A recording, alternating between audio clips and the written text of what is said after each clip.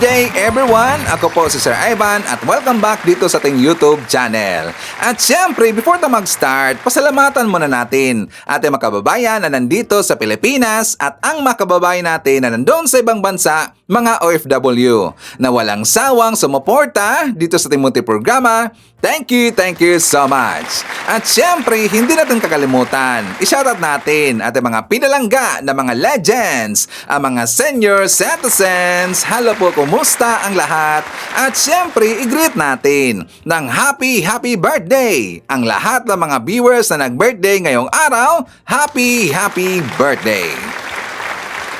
Okay, so kumusta ang lahat mga kabayan? How are you today?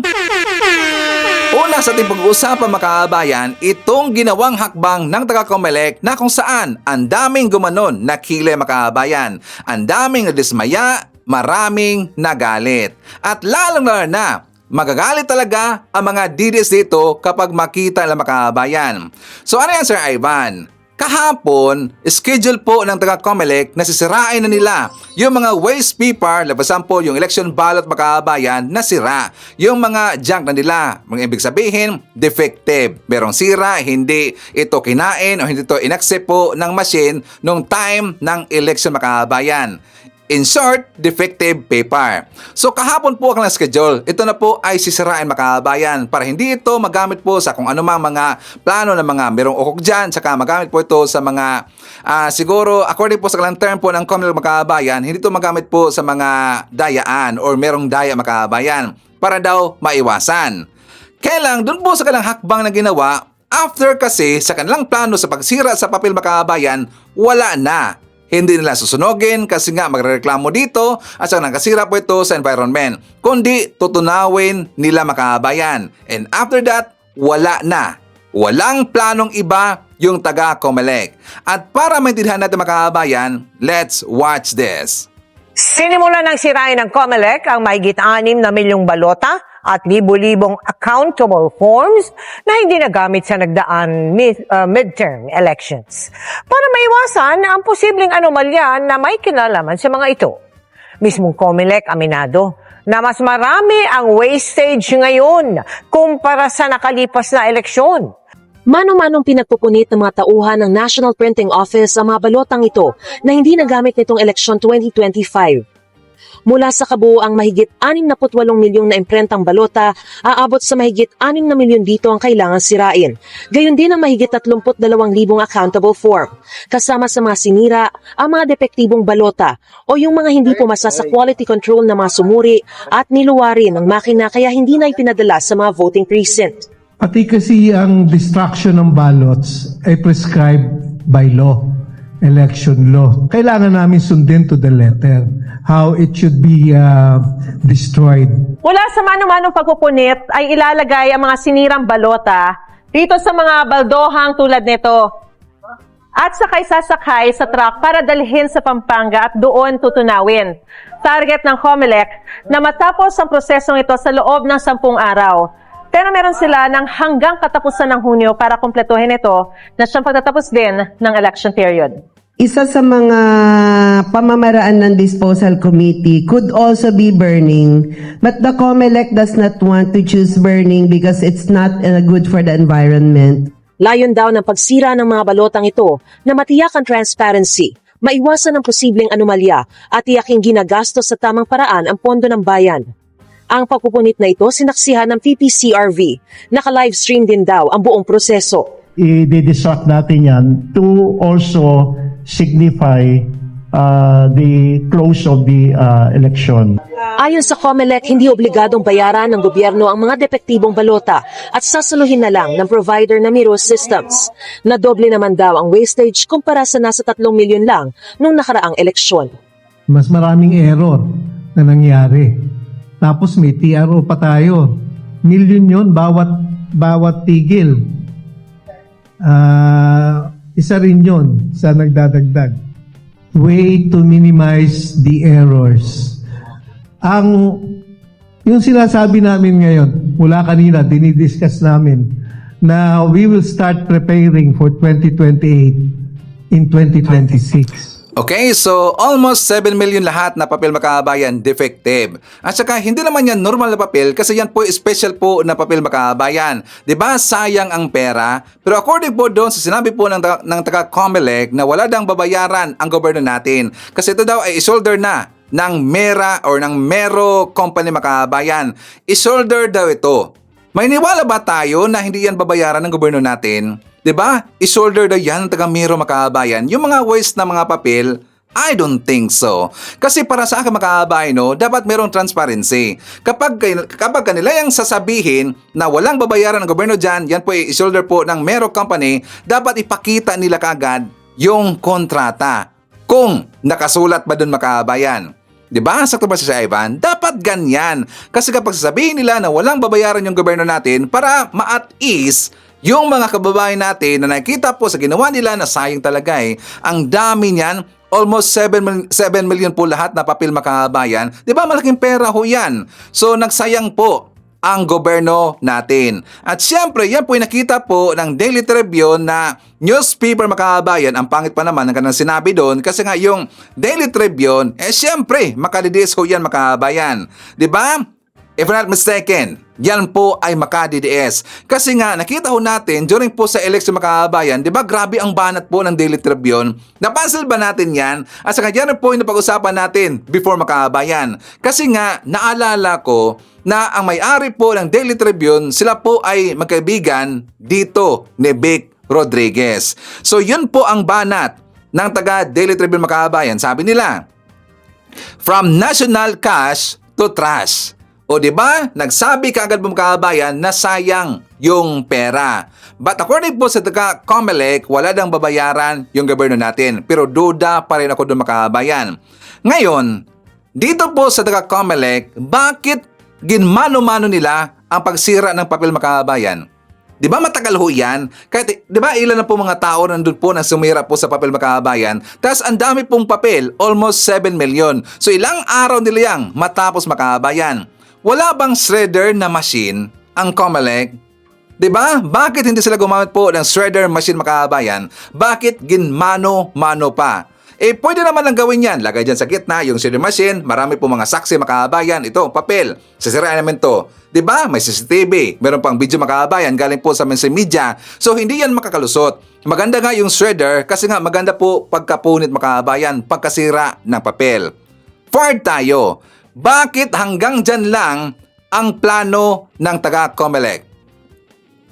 Anong ibig sabihin mo, Sir Ivan? Kasi 'di ba sabi nila na kanila hindi lang susunogin kasi nga hindi maganda epekto sa environment yung usok makabayan, kundi tutunawin lang daw nila. Parang hindi maganda pakinggan makabayan. Para sa akin lang. Bakit? Kasi ang papel pwede nilang maitulong sa mga magsasaka. Pwede kasing gawin na fertilizer ang papel makabayan. Yan lang po ay lalagyan ng urea solution. Correct if I'm wrong? Diba? Sino ba dito yung magsasaka? Or sino ba yung mahilig dito mag-plant makabayan? Diba ang papel? Pwede ho yan na gamitin bilang fertilizer. At meron po mga pag-aaral niya makabayan. Bakit hindi yan ginawa or napagplanuhan ng taga Comelec? Diba? Sayang talaga Nagsayang lang tayo ng pera, di itulong na rin po natin makabayan. Nandun na sayang ng pera, gumasto na tayo doon, itulong na lang ho natin sa mga nangailangan, mga magsasaka or mahilig po mag-plant na mga or magtanim po ng plant makabayan. Diba? Meron pag-aaral niyan. For example, dito po sa Google, pwede ma-i-Google yan babasa na po natin makabayan. According dito sa Google na nabasa ko, yes, paper can be used to make slow-release fertilizer, particularly when combined with urea. Alam ba natin yung urea makabayan? Di ba yan po yung makukuha po sa ating ihi? And also sa ihi po ng mammals or ng mga animals makabayan. Diyan po yan makuha at yan po ihalo doon sa papel.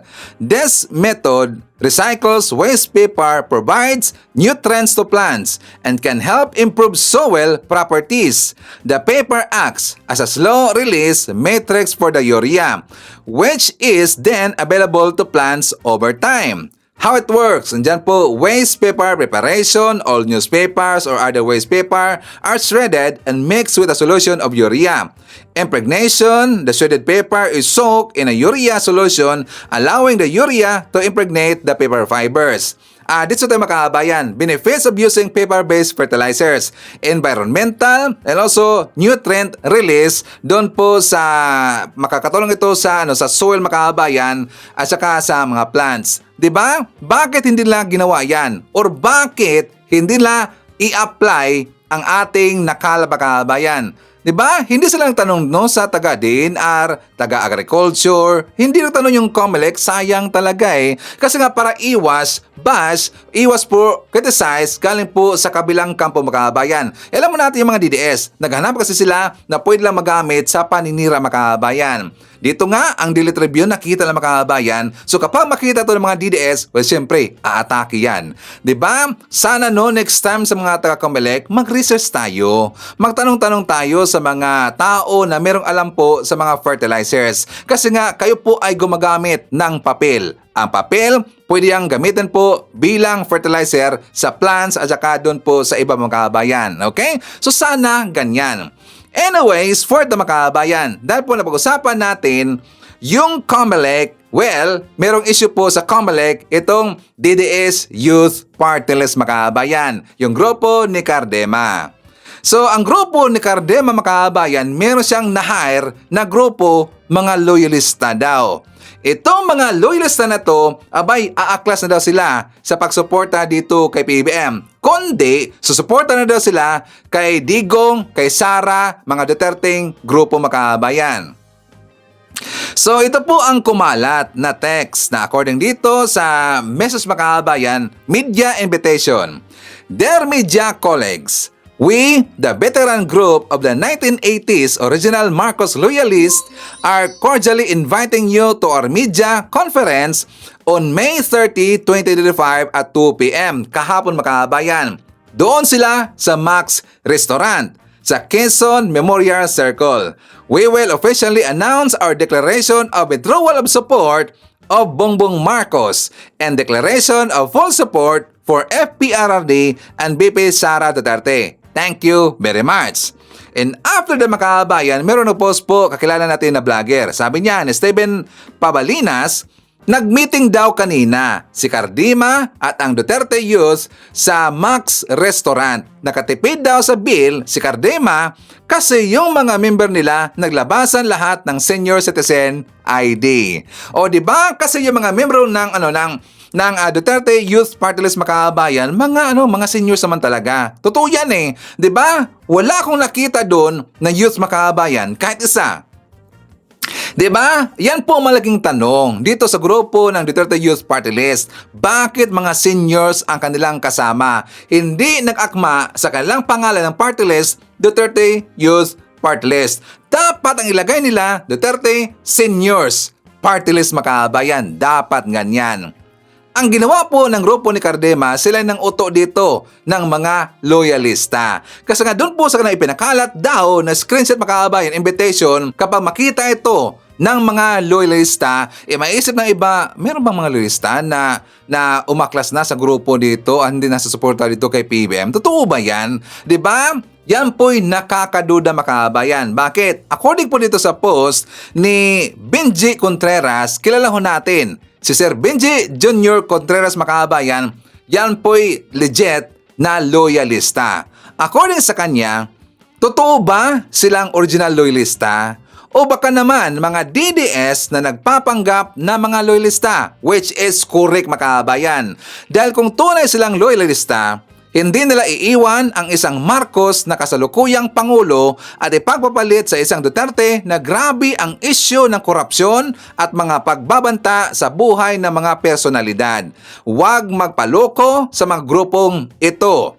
Correct yan makabayan. Huwag kayong mapapaloko.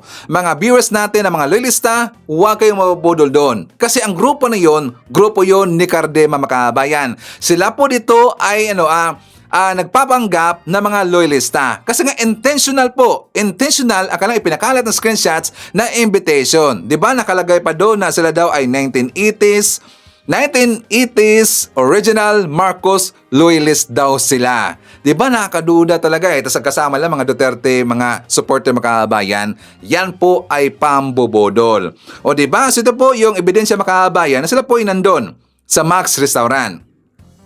Yan po ipinost po ng ngalan na Philips Hortaleza. Makabayan ko na mga loyalista, meron ba kayong kilala na Philips Hortaleza na loyalista? Please, comment sa baba, babasahin mamaya ni Sir Ivan. Diba? So dapat imbestigahan yan. Kung talaga ba sila ay totoo na loyalista or hindi makabayan. Dapat petikin natin mga yan kasi pasawa yan eh. Imposible na babaliktad yung mga totoong loyalista makabayan. Okay, so dahil pag-usapan natin yung Duterte Youth Party List, ipapakita ko sa inyo ang vlog ni Mike Abe. For more details, let's watch this. Pananakot ng party list sa COMELEC, deadma, baliwala sa COMELEC. Okay, kung yung mga gunita nung isang araw po ay umingay yung pananakot ng Duterte Youth Party List sa COMELEC at sa Kongreso na pag hindi daw sila naproklama ay kanila daw i-expose ang maraming katiwalian ng pamahalaan, nang ba-blackmail. Pero sabi ng COMELEC Chairman George Erwin Garcia, hindi sila pwedeng takutin. Okay? Ginagawa nila ang kailang trabaho na naaayon sa batas. Merong petition for disqualification, may problema ang Duterte Youth Party List, yun ang dapat harapin, hindi yung pananakot. Ito kasing grupong ito ay nagmanayata doon sa kailang amo, puro pagbabanta at pananakot ang nasa ulo.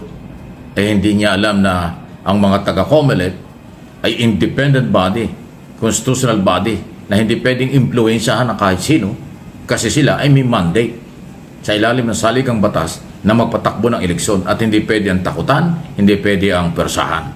Kung ano ang tamang proseso, kung may kandidato, political party, individual at may nagpetisyon before COMELEC, iyon ang kanilang titingnan at tatapusin bago ang proclamation.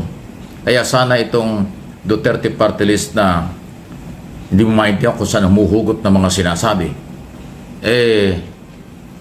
huwag daanin sa pananakot. Ikaw pala ay maraming alam ng katiwalian sa gobyerno at sa Kongreso, bakit hindi mo ilabas?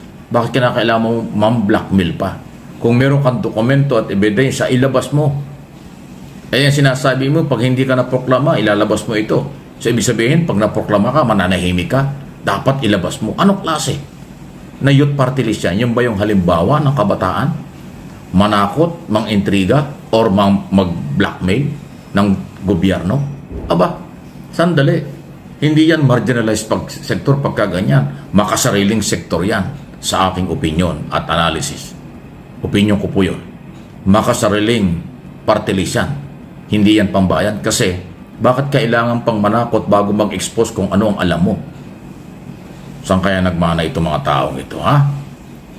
Duterte Youth Party List po ang pinanggalingan ng ganyang klase mga statement na hindi uobra sa COMELEC kasi sila ang COMELEC ay may sariling responsibilidad sa bayan. Ito, sunod na topic na ating pag-usapan. Duterte Senador o pinakikilalang Duterte Black dapat pang mag-inhibit dito sa gagawing trial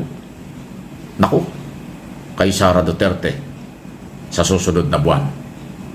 Kaya po na naitatanong ito kasi ang impeachment trial at ang article of impeachment ay isang constitutional na galaw na ayon sa batas at hindi pangkaraniwang trabaho ng mga senador judge. Dapat ang mga senador nakatingin sa ebidensya, testigo na ilalabas ng prosecutor at kung paano naman idepensa ng mga abogado ng nasa sakdal ang dapat balansehin, pakinggan at aralin ng mga senador judges. Ngayon identify yung mga maka-Duterte o tinatawag na Duterte Black, gusto talaga nilang i-block yung impeachment. So paano magiging neutral yung mga yan? Paano magiging parehas yung mga yan? Paano masasabi mong ang kanilang magiging desisyon pagkatapos ng hearing at magdidesisyon sila kung guilty o not guilty ang akusado? Kung sila naman po ay from day one ay pro-Duterte. From day one, hindi nakatingin sa ebidensya. From day one ay nakatingin lang sa kampihan at kung ano. Kaya nga tinawag na Duterte Senador or Duterte Black. Antindi. Anong klaseng trial yan? Di ba? So inuulit ko, hindi ba dapat mag-inhibit na lang kung talagang sila'y independent senador? Kung kanilang alam na sila'y senador ng Republika ng Pilipinas at hindi senador ng iisang pamilya o hindi sila senador ng iisang partido, sila'y senador ng Luzon, Visayas, Mindanao, including OFW o mga Pilipino sa abroad. So dapat neutral, nakatingin sa ebidensya. Kung malakas ang ebidensya, may pananagutan ang impeachable official. Kung walang ebidensya, sa tingin nila, acquittal ang impeachable official. Dapat ganon. Pero kung from day one, wala pa yung trial ay pro impeachable official o pro Sara Duterte, ay anong kredibilidad ng Senado? Masisira na naman ang institusyon, ang imahe ng Senado, ng institusyon kung magkakampihan. Kaya kayo ba, sang-ayon kayo doon sa tinatanong natin, sinasabi natin, dapat ba mag-inhibit ang mga senador na tinatawag na Duterte Black or Duterte Senador? Malaya po kayo sa inyong mga reaksyon at comments. Samantala, tinalaga na palang tagapagsalita ang Senado, Attorney Arnel Banyas, tama ba? Attorney Banyas, Senate spokesperson. Bahagi na ito ng paghahanda. Tama. Dapat merong spokesman ng Senado, may spokesman ng prosecutors, may spokesman ang Defense Council para ang media hindi naliligaw sa kung saan kukuha ng balita, reaction, interview before, during, and after trial do kay Sara Duterte sa article of impeachment. Mahalaga po yun. Kasi ang mga prosecutor busy, hindi mo pwedeng ma-interview lahat yung mga prosecutor, maging private prosecutor. Kailangan merong spokesman para isang statement na ipapalabas sa media. Ang Defense Council para balance, ganoon din. Hindi lahat ng Defense Council may sasalang para sa interview. Lalo na mga senador. Senador judge yan. At 24 yan. So dapat merong spokesman na ang i-establish ng spokesman ng Senado ay yung ruling o rule ng Senado, ng Senate President at pagiging neutral ng bawat senador. Kung paano kumbinsihin ni Attorney Banyas bilang Senate spokesperson ang mga senador judge na maging neutral, ayun ang trabaho niya. Aabangan natin. Di ba? So, ibig sabihin, handang-handa na. At asahan natin na itong Senate spokesperson, hindi lang sa issue ng trial, baka pati yung isapin na may kaugnayan sa planong reorganization sa Senado, sa mga committee, chairmanship at iba pa, membership, at pati na rin siguro sa mga statement ng Senado kung ano ang kailang posisyon sa national reconciliation na panawagan ng Pangulo or mga isyong pang-national na mayroong karapatan at dapat ding sumagot ang Senado. Hindi masama na magkaroon talaga ng tagapagsalita. Di ba? Para mayroong authority at mayroon pong konkretong mga pagbabasihan kami sa media, ang maraming media, lalo ng traditional media na kumukuha ng detalye at umiiwas sa mga fake news. Pero kung yung mga vlogger na puro chismis lang ang dala at intriga, ay hindi ho nakakaintindi ng tunay na mga balita mula sa spokesperson, anong kahalaga ng spokesperson, anong trabaho niyan, sa lahat kung saan man sila. Yun po yun eh. Okay, so forward tayo. Pag-usapan natin yung hanay ng PNP Makabayan kasi marami silang ginagawa ngayon na hakbang na nakatulong talaga. Merong improvements Makabayan. And also, pag-usapan po natin mamaya si General Marbel. Kasi si General Marbel Makabayan, siya na po ay sumagot dito sa banat ni Gasoleto. Yung DDS na attorney ni Arnie Tebes, kasi nga the other day Makabayan, di ba meron siyang sinabi na ito daw ang pagkakatalaga, ito daw ang pagkapromote, or ngayon, isa ng PNP Chief Makabayan na si General Torre, ito daw ay reward ni PBBM sa kanya. Reward Makabayan. Para daw ito'y trophy, naghanap na sila ng trophy kasi nga bumaba yung trust rating ni PBBM, kaya naghanap sila ng trophy. Ang trophy daw ni PBBM, itong si Arnie Tebes. Ito daw ang pagkatalaga ni General Torre, ito daw ay isang reward Makabayan. But before that, ipapakita ko muna sa inyo ang ginawa ng PNP na hakbang na kung saan marami talaga pong natuwa Makabayan. Ano Sir Ivan? Kasi nga pinaigting na, mas pinaigting pa ang hakbang ng PNP ang kanilang presensya mga kabayan. For more details, let's watch this. Pinaigting pa ng Philippine National Police ang kanilang presensya sa mga kalsada para mapababa ang bilang ng krimen. Ikinatuwa naman ito ng publiko. Para mas matiyak pa ang kaligtasan ng publiko, ipatutupad na ng Department of the Interior and Local Government o DILG ang Unified 911 sa ilang lugar sa bansa sa buwan ng Hulyo. Kabilang dito ang Metro Manila, Region 7, Region 1 at BARMM.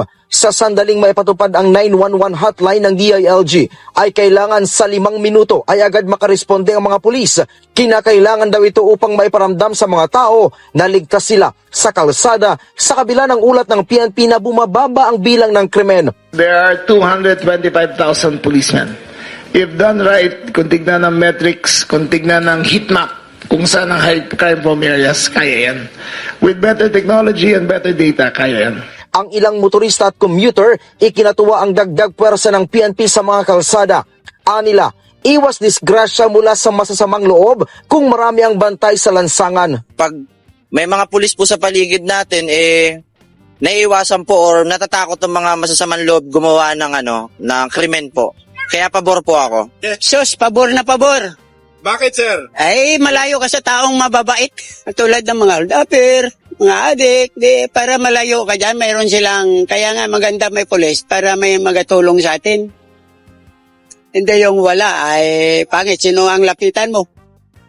Alang lalapit ka dyan siya nagtitinda sa sidewalk, hindi sa pulis. Kumpiyansa si DILG Secretary John Vic Rimulya na sa ganitong pinalakas na presensya ng PNP ay mawawala ang takot ng publiko mula sa banta ng mga kriminal. Ang importante dito, as it goes on, ay makikita natin ang effect downstream sa mga tao. Remember, we cannot measure this in one day. We cannot measure this in 1 month. It will take maybe 3 months bago yung mararamdaman natin kung ang tao talaga ay nararamdaman nila na mas matiwasay na sa kanilang lugar. Umaasa ang kalihim na sa loob lang ng 3 buwan ay mararamdaman na nila ang epekto ng mga bagong hakbang na ipinatutupad ng PNP. Kabilang dito ang pagpapatupad ng mas maigting at mas malakas na visibility na presensya ng mga pulis sa kalsada, maging ang implementasyon ng Unified 911 system. Ang problema kasi, at baka akala nyo, one-time Ningas Kugon Flash in the Pan program lang to. It is a continuing program. So araw-araw ang monitoring nito, monthly ang reporting nito, at ipapresent namin sa inyo. And hopefully, the people will feel na mas safe na ang mga kalye nila. Magkakatuwang ng PNP ang BFP at LGU sa pagpapatupad ng Unified 911. Kaninang umaga ay pinangunahan ni Rimulya ang sabayang presentasyon ng NCRPO para sa Intensified and Recalibrated Police Visibility Program. Kasabay nito ay isinagawa din ang isang simulation exercise o SIMEX kung saan ipinakita ang mabilis na pagresponde ng mga pulis.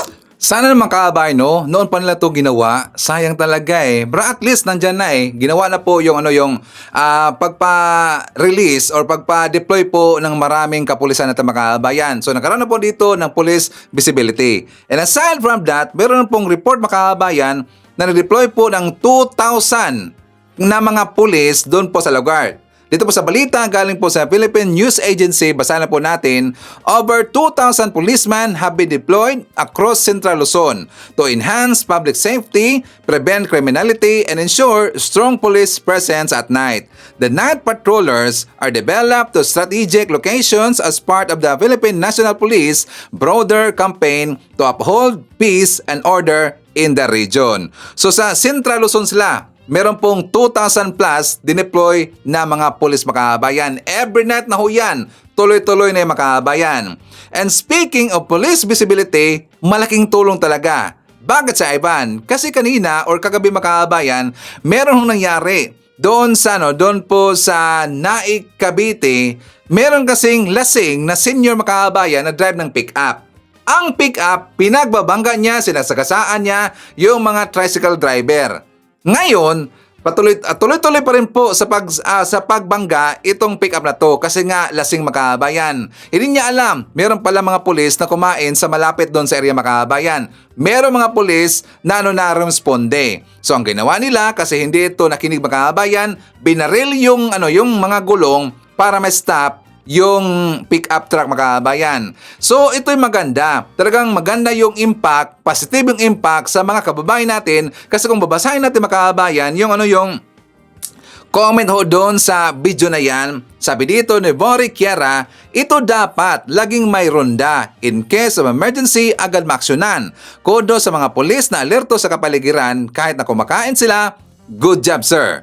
Tsaka good job pulis. Mahiya naman yung ibang pulis na nagtatrabaho para sa ating bansa, yung iba ay talaga namang wala akong masabi. Good job for the responding policeman. O di ba ang ganda po ng response mga kababayan, at kapag meron pong makita po ng mga netizens, sila na po dito yung mag-disseminate ng information mga kababayan hanggang matabunan yung mga fake news na mga DDS. Again, good job no sa kapulisan. So dito tayo sa issue ni Arnie Tevez mga kababayan. Kasi nga 'di ba kahapon talagang sumabog yung balita, marami kasi mga nasasabi, included me, na itong pagkakahuli ni Arnie Tevez mga kababayan, parang meron ditong VIP treatment. Not just Arnie Tevez. Napansin natin po yung iba mga high profile na mga personalidad, meron pong VIP treatment mga kababayan. Ngayon, nagsalita na po yung taga-NBI, tiniyak nila na wala daw VIP treatment dito kay Arnie Tevez mga kababayan, at hanggang pupunta tayo doon sa sinabi ni Gasolito or ni Topacio mga kababayan. For more details, let's watch this. Tiniyak ng mga otoridad na walang VIP treatment kay dating Congressman Arnie Tevez na nakakulong ngayon sa Bilibid. Nanawagan naman ng mabilis na paglilitis ang pamilya Degamo. Ginoong Arnolfo Tevez Villo, kayo po yun, sir. You are under arrest by... Pasado alas 11 kagabi, lumapag sa Villamor Air Base ang Philippine Air Force plane sakay si dating Congressman Arnie Tevez matapos ipadeport ng Timor-Leste. Hiniling ni Tevez na wag siyang pusasan pero hindi siya pinayagan dahil parte ito ng protocol. Agad siyang dinala sa NBI sa Pasay para sumailalim sa booking procedures. Pinagbigyan siyang makaharap ang kanyang ina. Hindi naman daw aatrasan ni Tevez ang mga kaso kabilang ang pagpaslang umano kay dating Negros Oriental Governor Roel Digamo. Kahit nung nandun ako, inisip ko, kung hindi man ako umuwi, haharapin, kailangan pa rin ito matapos eh. Pero buwelta ni Justice Secretary Boying Rimulya. But if he really was innocent, he could come home. Pwede naman siya umuwi, pero hindi siya umuwi. Kanina dinala na sa kanyang selda sa NBI Detention Facility sa Muntinlupa si Tevez. Hindi pinahintulutang makapasok ang media, pero ayon sa kanyang abogado, may maliit na CR at electric fan sa loob si Tevez. Ayon sa NBI, kasama sa kasunduan ng Pilipinas sa Timor-Leste ang mabigyan ng patas na paglilitis si Tevez at wala dapat death penalty bilang parusa. Ngayong araw inaasahang maibibigay na ang return of warrant sa korte para makapag-set ng schedule para sa arraignment ni Tevez nang sa ganun ay gumulong na ang kaso. Ayon naman sa abogado ni Tevez, nagmistulang trophy ng administrasyon ng dating kongresista. Kahiya-hiya po ang pagkatalo sa eleksyon, napakababa nga ng approval rating ni Pangulong Marcos. Kinakailangan po nila ng mga trophy. Bagay na ikinagalit ng asawa ni Digamo na si Congresswoman Janice. Giit niya, hindi ito tungkol sa politika, kundi tungkol sa hustisya. Sinagot naman ng PCO ang alegasyon ng anak ni Tevez na kinidnap umano ang kanyang ama. May kanya-kanya po tayong opinion. Pero ito po kasi ay pagpapatupad po ng ating batas. May mga may mga arrest warrants po na inilabas at kailangan po nating ipatupad po iyon. O, di ba? Yan ang sinabi ni Gasolito mga kababayan na kailangan daw ng trophy ni PBBM kasi daw mababa ang trust rating survey ni PBBM. At isa daw sa trophy dito, itong si Arnie Tevez. O, di ba? Gonggong talaga eh. Namumulitika mga kababayan. Kasi according sa kanya, pamulitika na itong padakip kay Arnie Tevez. Wala naman kasing pamulitika dyan, Gasolito. Kasi hindi basa-basa ang kaso ni Arnie Tevez. Before ko mapakita sa inyo mga kababayan ang statement ni General Marbel, isa naman natin. Nandyan po si Treneng Lozano, Maydan from Sydney, Hearts of Monet Moromeo. Kasama rin po natin si Eme Sarino, Rogelio Postrado from Chicago, Hearts of Grace Gruta. Nandyan rin po si Van Santiago, Tarhata Pagaryungan from Marawi City, Kasama rin po natin si Noel Narcida, Maria Cristina Fernandez Manimbao, hi to Den Dakigan Rivera, Emily Basog from La Union. I-shoutout natin si Orlando. Nandiyan rin po si Nieves Ebon from Coronadal City, hi to Gerald Villaruel, Emmy Mapalad, Jaime Garcia, and hi to Derek Erwina Argilias at Derek William Mayo. Okay, so makakabayan ko, ito ang statement ni General Marbel. Talagang masupalpal dito itong si Gasolito. For more details, let's watch this. Yun ang leadership na kailangan natin ngayon. And I guess that's a good decision na ginawa ng presidente natin. Sir, yung promotion po, General Torre, do you think it's a reward for the high-profile cases handled? Of course, the Kibuloy case and former President Rodrigo Duterte. Number one, ang sa akin lang talaga, lahat naman ng generals natin magagaling. Magaling si Nix, magaling. Maybe nakita niya na ito yung kailangan natin for this event. Hindi siya as a reward because capable naman yung tao talaga. Magaling si Nick, he can decide, he can do. So yung sasabi ko, partly but mostly because of the leadership. Yun ang leadership na kailangan natin ngayon. And I guess that's a good decision na ginawa ng presidente natin. Do you think, sir, yung mga cases na yun may impact kung bakit siya napili? Alam mo, it's the prerogative of the president, but ang sinasabi ko lang, magaling po yung tao. It's pagka nandito ka sa Chief PNP, hindi yung anong na-contribute mo how you will lead the big organization. And I guess it's one factor na nakita ng presidente natin na General Torre can lead the Philippine National Police, the 232,000 Philippine National Police. Sir, again for General Torre, he has to fill a big shoe. Kasi kay ngayang magiging predecessor. So ano po bilin nyo sa kanya? Dahil nga ang dami niyang kakaharapin ngayon na siya na ang mamumuno sa PNP. No, number one, with Nick Torre, ayun ang sinasabi ko. Wala na siya kasi sabi ko nga, yung ayoko mag-iwan ng mas malaking problema. So, konti lang yung problema ni Nick, yung the incoming. Kasi sabi ko, yung problema ko dapat yung next sa Chief PNP, dapat hindi na yung the same problem that I have right now. Kaya kinurek ko yung lahat ng problema ng within the organization. Yung internal, yung processing. Hindi, of course, hindi nyo nakikita. Kaya si Nick will be half a different.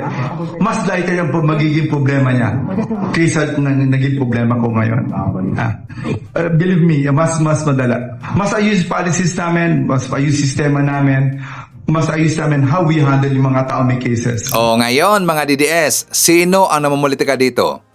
Di ba kayo, mahilig kayong mamumulitika, mahilig kayong manira. Ang ginagawa lang dito ng ating gobyerno, sila lang po ay nagtatrabaho at sila po ay sumunod sa batas natin. Kayo kasi ang sumira, kayo kasi ang pabigat dito kasi gusto nyong gabain ang gobyerno ni PBM dahil sa personal na interest ng inyong sinusuportaan na poon. O, di ba? Sino ang napahiya dito? So anyways, before tayo mag-jump po sa next topic makakabayan, i-share pa natin. Nandyan po si Rayon Inicosi, Elmer Pinaranda, Rocky Jan Cortez, Lenny Balmonte, Matita Bituon, nandyan po si Rose Guevara, Rose Otasa. I-share natin si Rebecca Navarrete, Cristita Ojore, nandyan po si Cesar Villa. Hi to Alfredo Hoson, i-share natin si Lorely Bernardo from Toronto. Nandiyan po si Cristalita Guillermo from Tarlac. Hi to Zinaida Vallievo, Annette Alegre, and hi to Jolly Bugs. Okay. So mga kababayan ko, pag-uusapan natin si Senator Kiko Pangilinan. Kasi nung nanalo po nung dumaang eleksyon makabayan, si Kiko Pangilinan, meron pong nanawagan sa kanya. Meron pong nalabas po ng open letter galing po sa isang Pinklawan. Na kung saan itong open letter na to nag-viral. Nanawagan siya kay Kiko Pangilinan na sana daw amendahan yung nagawa niya na batas noon na RA 9344 or Juvenile Justice and Welfare Act of 2006 na marami pong hindi nakagusto sa batas na yung makabayan. Yes, ito yan. Marami talaga pong hindi nakagusto sa batas na yan. Kasi nga, nakikita ho natin. Diba, sunod-sunod po yung mga insidente, yung mga krimen na kung saan involved dito yung mga minor de edad makabayan. Yung mga minor de edad na nagkasala at saka merong krimeng ginawa makabayan, hindi kasi na ito nakulong. Kundi, meron pong intervention program na ipapato sa kanila at saka magaan po yung hustisya makabayan. Kaya marami pong nagrereklamo dito. Nanawagan na sila yung Pinklawan doon kay Senator Kiko Pangilinan. Even ako makaabayan, ako po ay nanawagan na sana amendahan ni Senator Kiko Pangilinan yung batas na juvenile justice. Kasi nga nakakaawa makaabayan. Totoo lang, lalo na doon po sa nangyari po sa Maguad siblings. Kasi nga, sa hindi po nakakalam, meron pong dalawang magkapatid, si Gwen at saka itong si Luis Boy. Itong dalawang magkapatid, meron silang nakilala makaabayan na babae na ngalan na Janice. Itong si Janice, siya po ay lumaki na wala pong pamilya makaabayan. At saka parang pinalayas yata. At saka itong si Janice, siya po ay namasukan sa murang edad niya, siya po ay namasukan saka bilang nani makaabayan or katulong at saka nani. Hanggang siya po ay nakilala ni Gwen.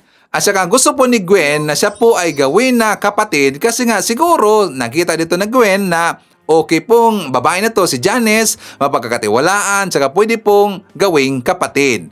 Ibig sabihin, gusto rin po ni Gwen na merong kapatid na babae makaabayan. So ngayon, iningganyo niya, kinimbinsin niya ang kanyang papa at mama na i-adapt itong si Janice makaabayan. Ibig sabihin, nagiging half-sister na ni Gwen itong si Janice. Pero ang hindi alam ni Gwen makaabayan na meron palang tinatago na dark secret itong si Janice. Kanyang totoong ugali makaabayan. Kasi dumaan po yung ilang buwan, meron kasing nakita itong si Janice dito kay Gwen na kung saan gusto niya na maramdaman rin po yung pagmamahal na isang pamilya makaabayan. Ibig sabihin, nagkaroon ito ng insecurities and also silos makaabayan. Yun po ang nag-udyok kay Janice na kanyang pinatay itong si Gwen. At saka nakakaawa talaga kasi nga grabe yung pagsaksak makaabayan. Talagang halos po na mabasag na yung mukha, talagang sira-sira yung mukha, pati nga ang kanyang tenga makaabayan muntik nang mahiwalay sa kanyang ulo dahil po sa saksak ni Gwen. Diba? Delikado talaga ng taong na ganyan makaabayan. So, sino ba nakita dito sa orphan na movie? Siya po yung real life orphan makaabayan. So dahil po sa pangyayari niya makaabayan, maraming nanawagan na sana daw amendahan na yung batas na nagawa ni Senator Kiko Pangilinan. Kasi ng time po ng insidente na yon, hindi kasi nakulong itong si Gwen at saka ang kanyang kasama na lalaki makaabayan. Hinintay muna na umabot na sila sa saktong edad. Kasi ng time na yon, minor de edad pa sila makaabayan. So ngayon, yan po panawagan ng taong bayan na sana daw amyendahan na ang Juvenile Justice and Welfare Act of 2006 na yan po ay ginawa na batas ni Senator Kiko Pangilinan. Okay? So, ayos makabayan ko, ipapakita ko rin po sa inyo yung press con ni Yusek Claire Castro. For more details, let's watch this.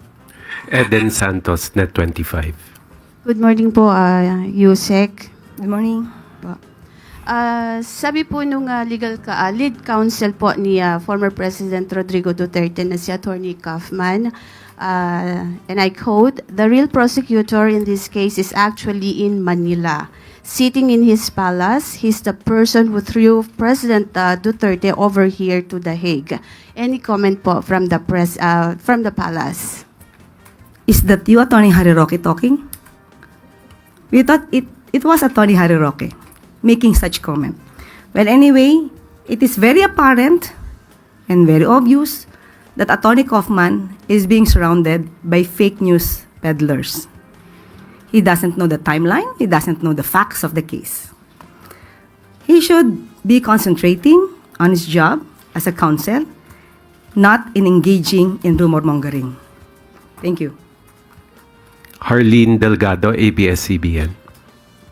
Good afternoon, Yusek. Yusek, we would just like to get a comment sa pinost ni Senator Amy Marcos.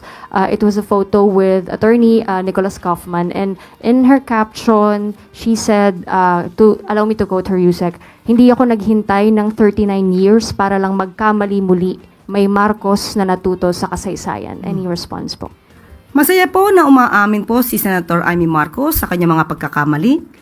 Pero nung aking tanungin po ang Pangulo patungkol po dyan, ang kanyang sinabi po ay no comment. Yun lang po. Crizel Insigne, IBC 13.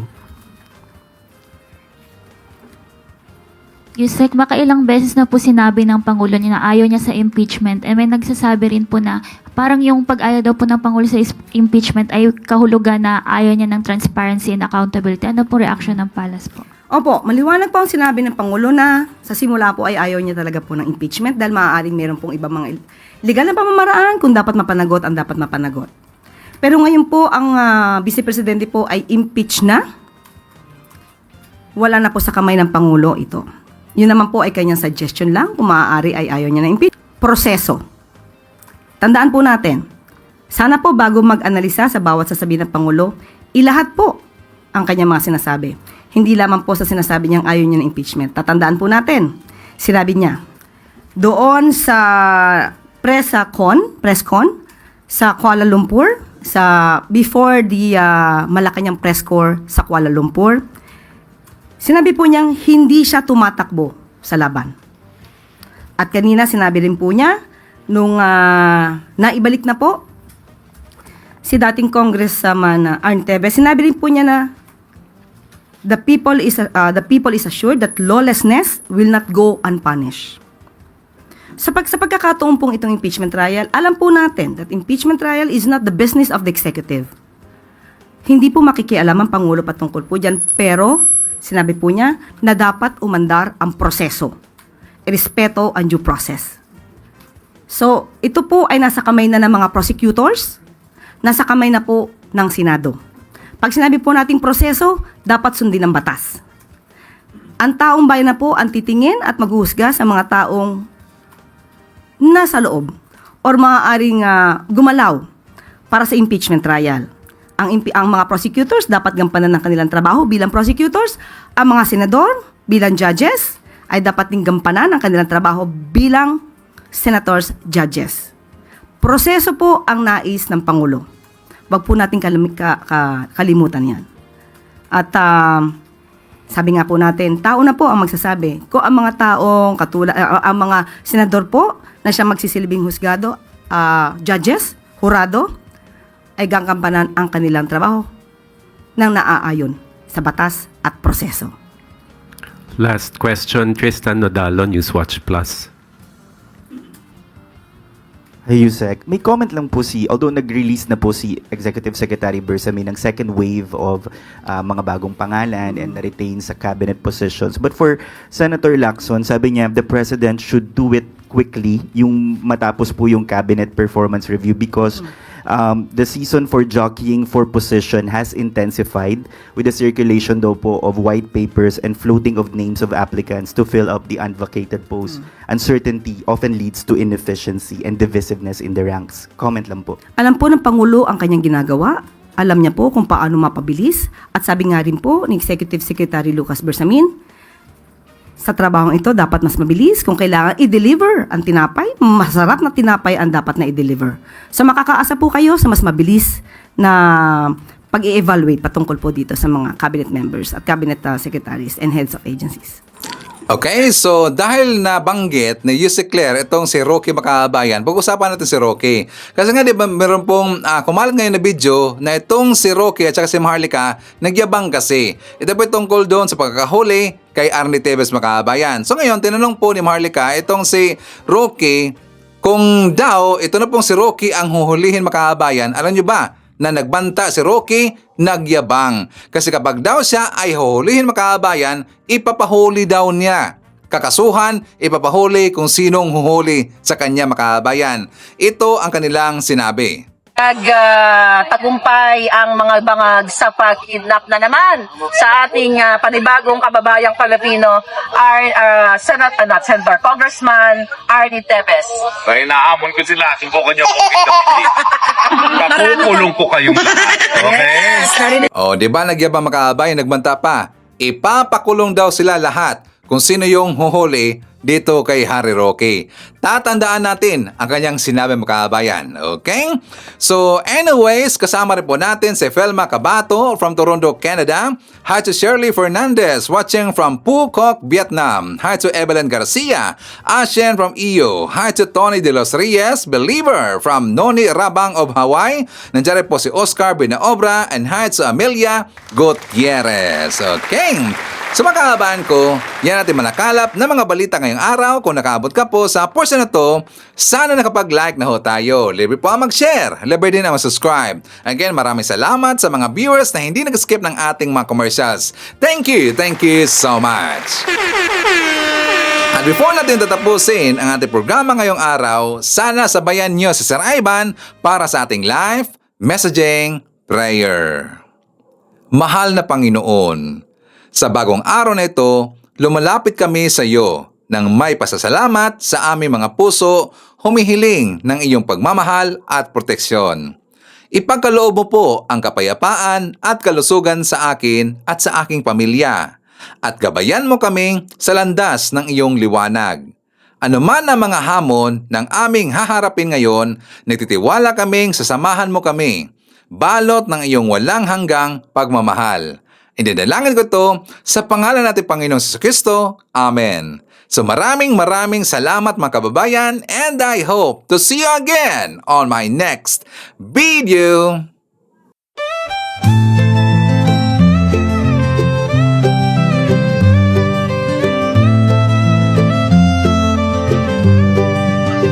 Sa bawat pagsikat ng araw, ikaw ay nandyan. Tinig mong matatag, sa amin ay gabay. Pag-asa ng bayan, pangakong totoo. BBM, isa kang totoong tao. Sa mahirap at api, ika'y sumusuporta. Tapat mong paglilingkod, lahat kami nakakita sa iyong pamumuno. Bayan ay umaangat, bagong Pilipinas, pangarap ay tapat. Ikaw ang aming BBM, Pangulong matapat. Sa puso ng masa, inaangat ating watawan. Sa hirap at ginhawa, ika'y kasama. Pilipinas ay papangon, dahil ikaw ang pag-asa. Mula Luzon, Visayas, hanggang Mindanao, boses mo'y umaabot, dala ay pag-ahon. Magtulungan, magkaisa, sabi mo sa lahat, para sa bayan, ikaw ang aming alamat. Ang pangarap mong bansa, taas noon